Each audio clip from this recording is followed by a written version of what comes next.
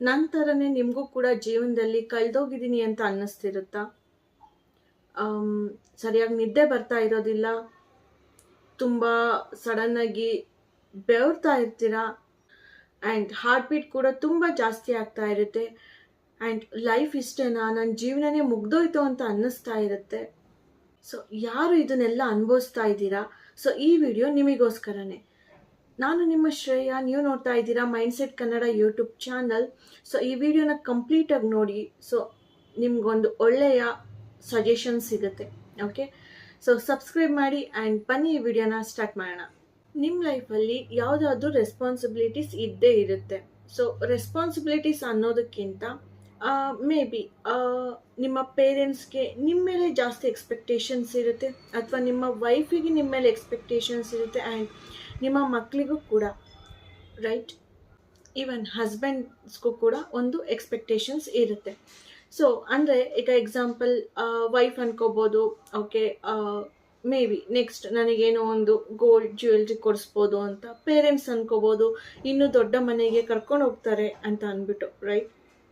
And husband ಅನ್ಕೋಬೋದು, so next ಇವ್ರಿಗೆ time ಸಿಗುತ್ತೆ, ಸೊ ಆಫೀಸಲ್ಲೂ ಚೆನ್ನಾಗಿ ಅರ್ನ್ ಮಾಡ್ತಾರೆ, ಆ್ಯಂಡ್ ಮನೇಲೂ ನೋಡ್ಕೊಳ್ಳೋದಕ್ಕೆ ಟೈಮ್ ಸಿಗುತ್ತೆ ಚೆನ್ನಾಗಿ, ಸೊ ಇನ್ನೂ ಚೆನ್ನಾಗಿ ಅರ್ನು ಮಾಡ್ಬೋದು, ಮನೇನೂ ಚೆನ್ನಾಗಿ ನೋಡ್ಕೋಬೋದು ಅನಿಸುತ್ತೆ. ಸೊ ಈ ರೀತಿ ಹೈಯರ್ ಪೊಸಿಷನ್ಗೆ ಹೋಗ್ಬೋದು ವೈಫ್ ಅನ್ನೋದು.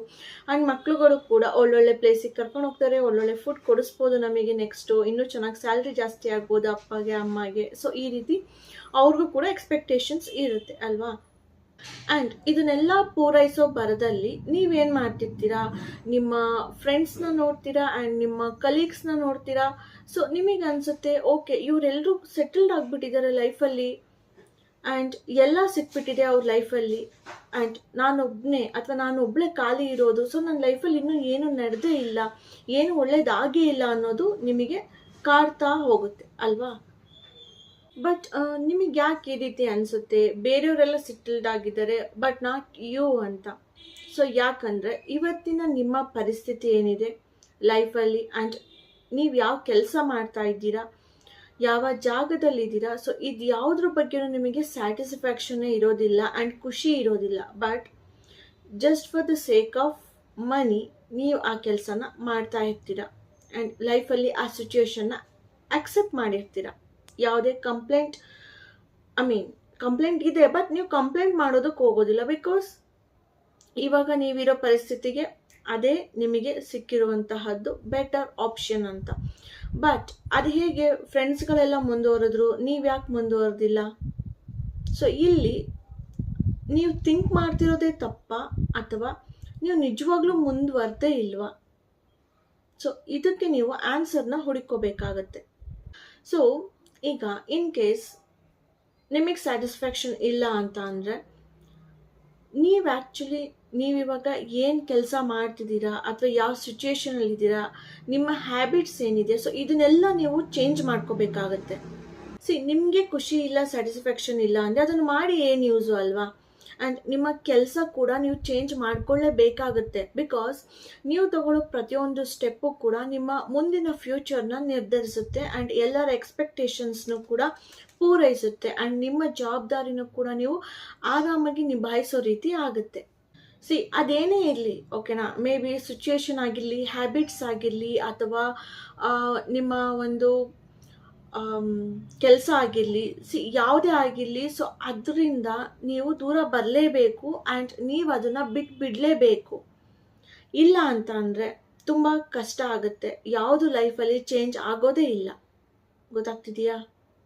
ನಿಮ್ಗೆ ಏನು ಇಷ್ಟ ಇದೆ ಅದ್ರ ಕಡೆ ಹೋಗೋದಕ್ಕೆ ಟ್ರೈ ಮಾಡಿ. ಯಾಕಂದರೆ ಲೈಫಲ್ಲಿ ಕೆಲವೊಂದ್ಸಲಿ ಕ್ಲಾರಿಟಿ ಇಲ್ಲದೆ ಇರುವಂತಹ ಡಿಸಿಷನ್ ಏನು ತಗೋತೀವಲ್ಲ, ಸೊ ಅದರಿಂದನೇ ನಮಗೆ ಎಷ್ಟೊಂದು ಒಳ್ಳೇದಾಗ್ಬಿಟ್ಟಿರುತ್ತೆ, ಆ್ಯಂಡ್ ಎಷ್ಟೊಂದು ಲೈಫಲ್ಲಿ ಕ್ಲಿಕ್ ಆಗಿಬಿಡುತ್ತೆ ನಮ್ಮ ಡಿಸಿಷನ್ಗಳು, ಆ್ಯಂಡ್ ನಮ್ಮನ್ನು ಒಂದು ಒಳ್ಳೆ ಲೆವೆಲಿಗೆ ತಗೊಂಡೋಗೋದಕ್ಕೆ ಅದು ತುಂಬ ಹೆಲ್ಪ್ ಮಾಡುತ್ತೆ. ಇನ್ನೊಂದು ತಿಳ್ಕೊಬೇಕು, ಎಲ್ರಿಗೂ ಕೂಡ ಯಾರ್ಯಾರು ಇವಾಗ ಒಂದು ಒಳ್ಳೆ ಪೊಸಿಷನಲ್ಲಿ ಇರ್ತಾರೆ, ಅವ್ರು ಯಾವತ್ತೋ ಒಂದಿನ ತಗೊಂಡಿರೋ ಡಿಸಿಷನ್ನು ಅವ್ರನ್ನ ಇವಾಗ ಈ ಪೊಸಿಷನಿಗೆ ಕರ್ಕೊಂಬಂದಿರುತ್ತೆ. ಸೊ ಅವ್ರಿಗೂ ಗೊತ್ತಿರೋದಿಲ್ಲ ಅವತ್ತಿನ ದಿನ ಡಿಸಿಷನ್ ತಗೊಳ್ಳೋ ದಿನ that this is the right decision ಅಂತ, ಓಕೆನಾ. ಬಟ್ ಅವರು ಸಕ್ಸಸ್ ಆದರೆ ಆ ಡಿಸಿಷನಿಂದ ಹೇಳ್ತಾರೆ, ಅವತ್ತು ನಾನು ಆ ಥರ ನಿರ್ಧಾರ ತಗೊಂಡೆ, ಸೊ ಅದೇ ನನ್ನ ಇಲ್ಲಿಗೆ ತೊಗೊಂಡ್ಬಂತು, ಇಲ್ಲಿವರೆಗೂ ಈ ಲೈಫಲ್ಲಿ ಈ ಒಂದು ಹೈಟ್ಸಿಗೆ ಕರ್ಕೊಂಡೋಯ್ತು ಅಂತ. ಬಟ್ ಅದರಲ್ಲಿ ಫೇಲ್ಯೂರ್ ಆದರೆ ಅವರು ಅದನ್ನು ಯಾರಿಗೂ ಹೇಳಲ್ಲ, ಬಟ್ ಮತ್ತೆ ಪ್ರಯತ್ನ ಪಡ್ತಾರೆ, ಸಕ್ಸಸ್ ಆಗೋವರೆಗೂ ಬಿಡೋದಿಲ್ಲ. ಆ್ಯಂಡ್ ಒಂದಿನ ಅವರು ಸಕ್ಸೀಡ್ ಆಗ್ತಾರೆ. ಆವಾಗ ನೋಡಿದವ್ರಿಗೆ ಏನು ಅನ್ಸುತ್ತೆ, ನೋಡ್ದಾ ಇವ್ರ ಈ ಥರ ಡಿಸಿಷನ್ ತೊಗೊಂಡು ಇವ್ರಿಗೆ ವರ್ಕ್ ಆಗಿದೆ, ನಾವು ಆ ರೀತಿ ಮಾಡೋಣ ಅಂತಾರೆ. ಬಟ್ ಅದು ಎಲ್ರಿಗೂ ವರ್ಕ್ ಆಗುತ್ತಾ ಅನ್ನೋದು ಮ್ಯಾಟರ್ ಆಗುತ್ತೆ. ಓಕೆನಾ?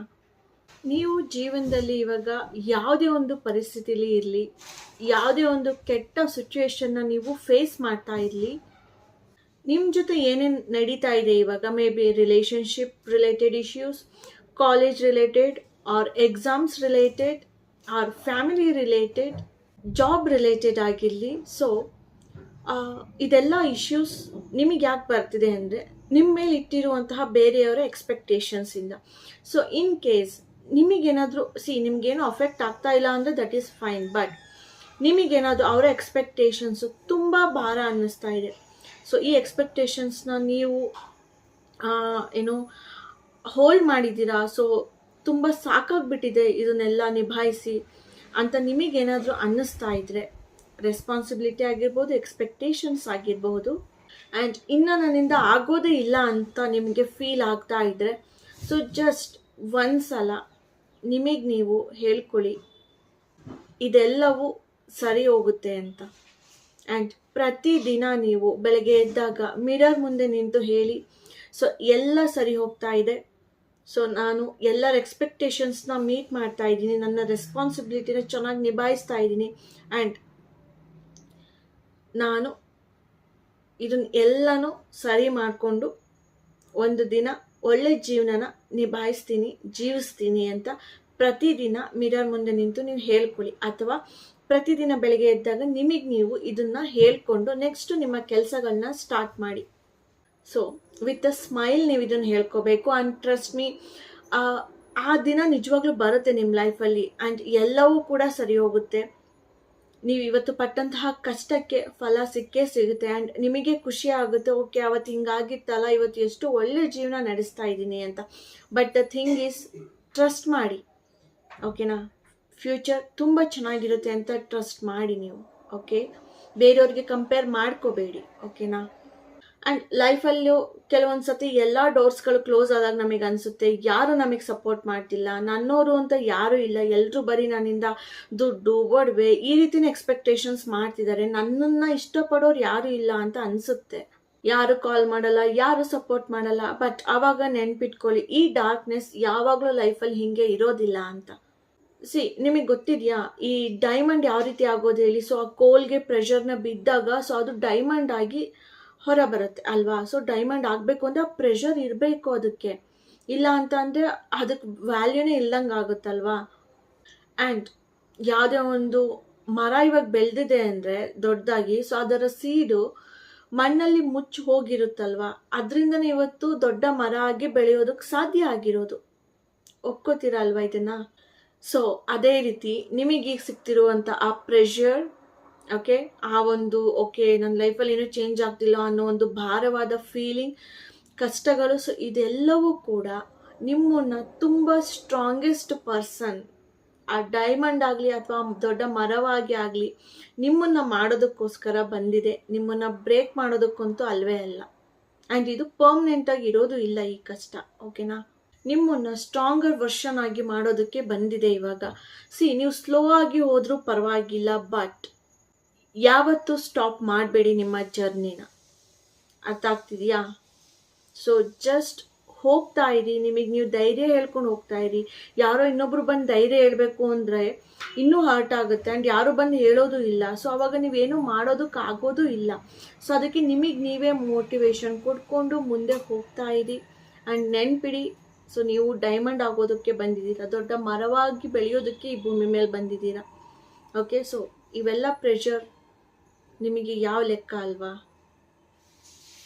ನಿಮ್ಮ ಬಿಗ್ಗೆಸ್ಟ್ ಸ್ಟ್ರೆಂತ್ ಯಾರು ಅಲ್ಲ, ಬಟ್ ನಿಮ್ಮ ಒಳಗಿನ ಧೈರ್ಯನೇ ನಿಮಗೆ ಬಿಗ್ಗೆಸ್ಟ್ ಸ್ಟ್ರೆಂತ್.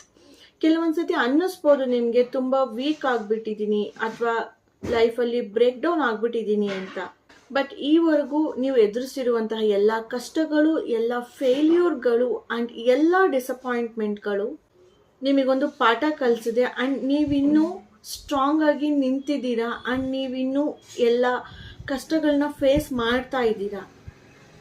ಸೊ ಹಾಗಿದ್ರೆ ನಿಮ್ಮ ಒಳಗಡೆ ಎಂಥ ದೊಡ್ಡ ಶಕ್ತಿ ಇದೆ ಅನ್ನೋದು ನಿಮಗೆ ಅರ್ಥ ಆಗಿರ್ಬೇಕಲ್ವಾ ಇಷ್ಟೊತ್ತಿಗೆ.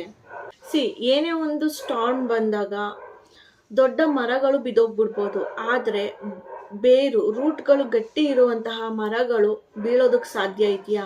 ಸೊ ಹಾಗೇನೆ ನಿಮ್ಮ ಪ್ರೀವಿಯಸ್ ಎಕ್ಸ್ಪೀರಿಯನ್ಸಸ್ಗಳು ನಿಮ್ಮೊಳಗೆ ಒಂದು ಸ್ಟ್ರಾಂಗೆಸ್ಟ್ ರೂಟ್ನ ಕ್ರಿಯೇಟ್ ಮಾಡಿರುತ್ತೆ. ಸೊ ಮುಂದೆ ಯಾವುದೇ ರೀತಿಯ ಏನೇ ಕಷ್ಟ ಬಂದರೂ ನೀವು ಬಿದ್ದೋಗೋದಿಲ್ಲ ಆ್ಯಂಡ್ ಲೈಫ್ನ ಕಂಪ್ಲೇಂಟ್ ಮಾಡೋದಿಲ್ಲ, ಲೈಫ್ಗೆ ಎದ್ರಿ ನಿಮಗೆ ನೀವು ಜೀವನೂ ಕೂಡ ಕಳ್ಕೊಳ್ಳೋದಿಲ್ಲ.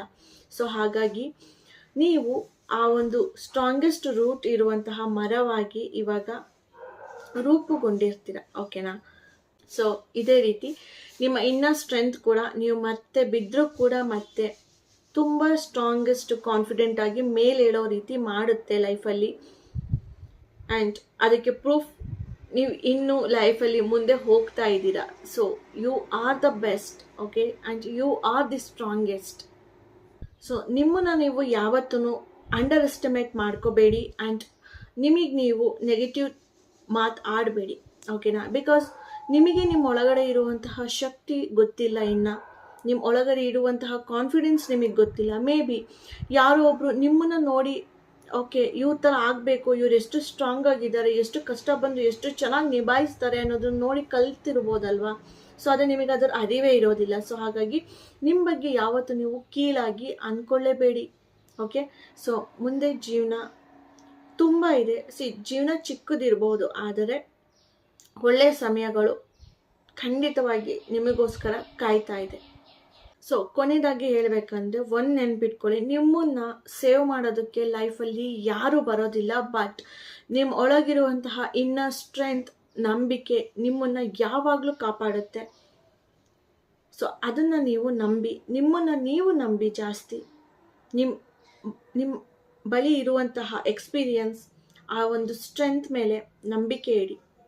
ಒಂದಿನ ನೀವು ನಿಮ್ಮ ಪ್ರೀವಿಯಸ್ ಕಷ್ಟಗಳನ್ನ ನೆನೆಸ್ಕೊಂಡ್ರೆ ಸೊ ನಿಮಗನ್ಸುತ್ತೆ ಓಕೆ ನಾನು ಎಲ್ಲೂ ಕೂಡ ಸೋಲಿಲ್ಲ ಆ್ಯಂಡ್ ನಿಮ್ಮೇಲೆ ನಿಮಗೇನೆ ಹೆಮ್ಮೆ ಬರುತ್ತೆ.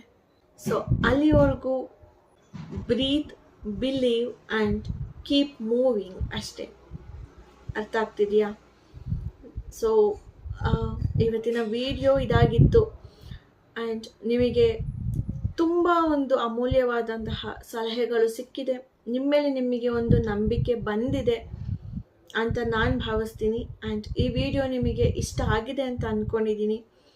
ಸೊ ಕಾಮೆಂಟ್ ಮಾಡಿ ಹೇಳಿ ನನಗೆ, ಹಾಗೆ ಲೈಕ್ ಮಾಡಿ, ಶೇರ್ ಮಾಡಿ. ಆ್ಯಂಡ್ ಈ ವಿಡಿಯೋನ ಇಲ್ಲಿಗೆ ಮುಗಿಸ್ತಾ ಇದ್ದೀನಿ. ನಾನು ನಿಮ್ಮ ಶ್ರೇಯಾ, ನೀವು ನೋಡ್ತಾ ಇದ್ದೀರಾ mindset Kannada YouTube channel. Subscribe ಮಾಡಿ ಆ್ಯಂಡ್ ಜಾಸ್ತಿ ಸಪೋರ್ಟ್ ಮಾಡಿ.